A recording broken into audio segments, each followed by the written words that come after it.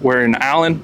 We're doing a preventative checkup. This is what we call our service plan. Basically what we do up here is we check your filters, make sure that they're all clean. If you'd like us to switch them out, we can do that for you. We check temperature split. Basically what that is, we call it delta T here in the HVAC industry. Basically what it is it's the temperature of the air that's being put out versus the temperature of the air that's being brought back into the system up here. Basically the rule of thumb is 20 degrees. So anything below that, your refrigerant levels are a little off. What we do up here is we also check our drain pans, make sure that they're dry, make sure that there's nothing in it.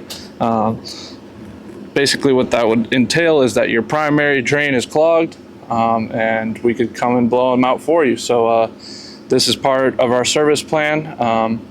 You know, it's getting hot out here, so if you haven't checked your AC, we can go ahead and do that for you.